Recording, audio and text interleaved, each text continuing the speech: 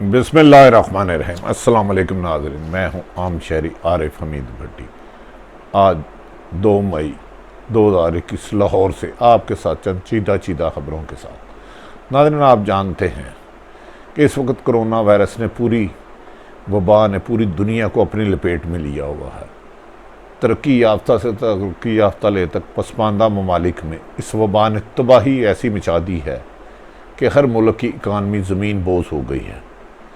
अभी तक पाकिस्तान को अल्लाह ताला ने इससे काफ़ी हद तक बचाया हुआ था। हम अगर हमने एहतियाती तदाबीरें ना अपनाई तो इसका मज़ीद नुकसान हो सकता है। दूसरी तरफ बहुत जल्द इस रीजन में बढ़ती हुई अहमियत का हामिल पाकिस्तान के प्राइम मिनिस्टर इमरान खान और आर्मी चीफ सऊदी अरब जा रहे हैं, जहां अहम वायदे किए जाएंगे। इससे पहले अहम तरीन ममालिक पाक फौज के सरबराह से मिलकर जा चुके हैं। दूसरी तरफ पाकिस्तान में के हमसाये ममालिक भारत में इस वक्त कोरोना ने जो तबाही डाली है, कमो बेशतर 4 लाख के करीब रोज़ाना उनके केसेस सामने आ रहे हैं। हर सड़क पे शमशान घाट नज़र आती है। ऐसे मौके पर हमें बहुत ज़्यादा एहतियात की ज़रूरत है। इसीलिए आज हुकूमत पाकिस्तान ने हज़रत अली रज़ियल्लाहु अन्हु के जुलूस पर पाबंदी का हुक्म किया है और इसके साथ साथ मजालिस में तमाम SOP के साथ सख्त SOP के साथ अदा करने का हुक्म दिया है। दूसरी तरफ इत्काब में बैठने पर रोक दिया गया है। इससे पहले मेरे नबी पाक वसल्लम का घर खाना का और मस्जिद नबी में भी आम लोगों का दाखिला बंद कर दिया गया था या महदूद कर दिया गया था। तीसरी तरफ नाज़रीन, खान ने क्या ऐसा किया इमरान खान ने कि जो बज़ाहिर कराची का इलेक्शन 299 हार तो गए, लेकिन PDM नून लीग और पीपल्स पार्टी आपस में दस्तो गिरेबां हो गई। बिलावल भुट्टो कहते हैं कि मरियम इस काबिल नहीं कि मैं उन्हें डिस्कस करूं, मैं शहबाज शरीफ से बात करूंगा। जबकि शाहिद हकान अब्बासी ने कहा कि हमारे साथ वो धांधली हुई है कि जो माजी में नहीं हुई। पीपल्स पार्टी ने ये इलेक्शन चोरी किया है और हम इनसे चोरी किया हुआ वोटा छीन लेंगे। याद रहे कि इससे पहले इलेक्शन कमीशन से दूसरी दफ़ा मुस्लिम लीग नून को उसकी ख्वाहिश के मुताबिक रिलीफ मिल चुका है और 3 की हेयरिंग है। जबकि इस तरीके से पीपल्स पार्टी और नून लीग आपस में एक दूसरे के साथ दस्तो गिरेबां हो रहे हैं। नाज़रीन, हमें देखना है कि आने वाले दिनों में इस इलेक्शन के नताइज क्या होते हैं। नाज़रीन, हम आ जाते हैं पहले इशू पर। आप जानते हैं कि इस रीजन में पाकिस्तान इस वक्त अहम तरीन बनता जा रहा है। अफ़गानिस्तान, अमेरिका ने जब से अफ़गानिस्तान से फ़ौज का इनखला शुरू किया है, पाकिस्तान की अहमियत बेपनाह बढ़ गई है। इस मौके पर रशियन वज़ीर ख़ारजा, चाइना के वज़ीर ख़ारजा, अमेरिका के वज़ीर ख़ारजा पाक फ़ौज के आर्मी चीफ से न सिर्फ मुलाकातें कर चुके हैं बल्कि मुतअद्दिद बार फ़ोन करके पाकिस्तान को अपना कलीदी किरदार अदा करने की रिक्वेस्ट कर चुके हैं। जबकि अशरफ गनी तालिबान के मुकाबले में सरेंडर करते जा रहे हैं और उन्होंने तालिबान को दावत दी है कि वो आए मिलकर हुकूमत बनाएं। जबकि तालिबान ने कहा हमने 20 साल जद्दोजहद करनी है, अशरफ गनी का साथ नहीं देंगे। इन तमाम हालात में पाकिस्तान के बगैर खित्ते में अमन नामुमकिन हो चुका है और इसीलिए बहुत जल्द वज़ीर आज़म पाकिस्तान इमरान खान साहब और आर्मी चीफ कमर जावेद बाजवा साहब सऊदी अरब जा रहे हैं। जो माजी में थोड़ा सा इन गलतफहमियाँ हो चुकी थी, सऊदी अरब और पाकिस्तान की दरीना दोस्ती थोड़ी सी ख़तरे में पड़ गई थी। आर्मी चीफ और पाक फ़ौज ने ब्रिज का किरदार अदा करते हुए उस दोस्ती को दोबारा लोहे से मजबूत कर दिया है। इसी सिलसिले में साबक जनरल बिलाल अकबर वहाँ सफ़ीर चले गए और वहाँ से उन्होंने पाकिस्तान के प्राइम मिनिस्टर के दौरे और आर्मी चीफ के दौरे में अहम किरदार अदा किया, जहाँ पाकिस्तान के लिए अहम वायदे किए जाएंगे। और इस दौरे में सऊदी अरब पाकिस्तान में अरबों डॉलर की इन्वेस्टमेंट, CPEC में इंटरेस्ट और दीगर मामलात में करेगा। जबकि सऊदी अरब में मुकीम पाकिस्तानियों के लिए अहम तरीन मराहत का न सिर्फ दस्तखत किए जाएंगे बल्कि फौरी तौर पर ऐलान किया जाएगा और अमल दरामद कराया जाएगा। ये दौरा इसलिए अहम है कि पाकिस्तान ने वापस आकर कहा जा रहा है चीन और सऊदी अरब के दरमियान होने वाली गलतफहमियों को दूर करने की भी जो काविश की हैं उसका नतीजा निकलना शुरू हो गया है। जबकि तालिबान ने पाकिस्तान की गारंटी पर सऊदी अरब के जो अमेरिका के जो अफ़गानिस्तान से फ़ौज वापस जा रही है उन पर हमला ना करने की यकीनी कराई है। तहम उन्होंने कहा कि वो अशरफ गनी का साथ नहीं देंगे और अफ़गानिस्तान में इस्लामी नफाज करेंगे।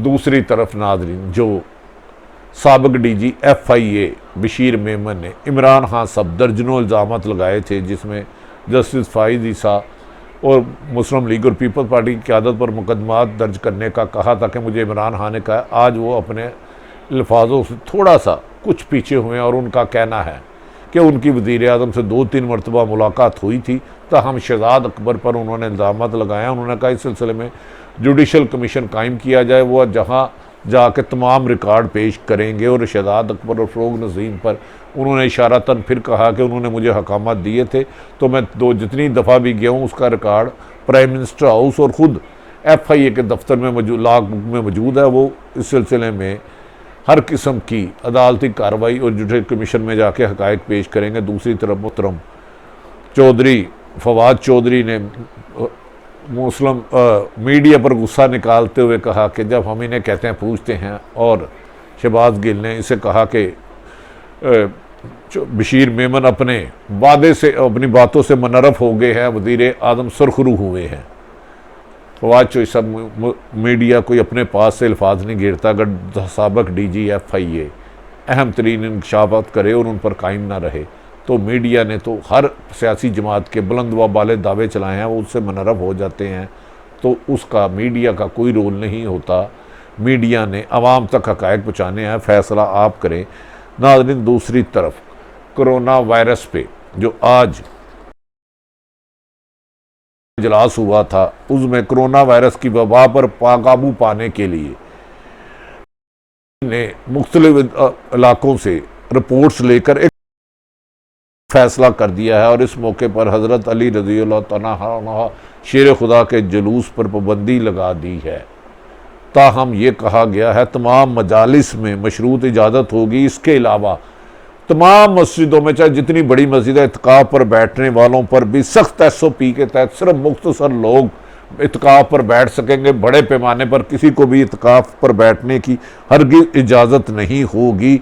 इस सिलसिले में सदर पाकिस्तान ने तमाम मक्ता फ़िक्र के उलमा कराम से राब्ते भी किए और उन्हें मदद की अपील की और उन्हें कहा है कि अगर इस मौके पर कोरोना वायरस के मौके पर खाना काबा, मस्जिद नबी, ईरान और इराक़ में पाक हस्तियों के रोज़ा मुबारक पर आम वबा के कोरोना वबा के खौफ से अगर दाखिला महदूद किया जा रहा है तो पाकिस्तान में भी इस थोड़ी सी SOP पर अमल कर कर इस वबा से बचा जा सकता है।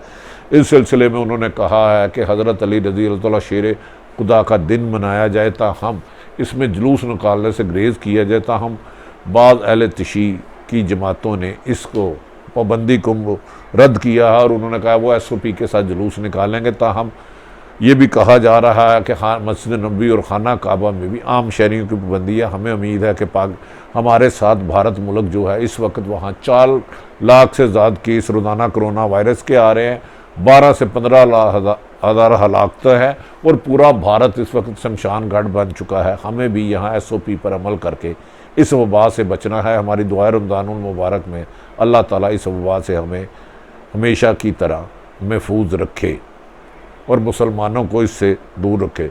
दूसरी तरफ नाजरीन, हल्का 249 में बज़ाहिर PTI की जीती हुई सीट फैसल वाडा की वो हार गए और ये सीट पीपल्स पार्टी के हाथ आ गई। इब्तदाई नताइज के मुताबिक इसमें मुस्लिम लीग नून जीत रही थी, लेकिन मुस्लिम लीग नून ने हारते ही इसको तस्लीम नहीं किया और शाहिद अकार अब्बासी ने कहा कि नाहल इलेक्शन कमीशन एक इलेक्शन ठीक नहीं करा सका तो ये पूरा का मुल्क का इलेक्शन कैसे कराएगा। उन्होंने कहा माजी में इससे ज़्यादा धांधली कभी नहीं की गई और उनके पास सैकड़ों सबूत है।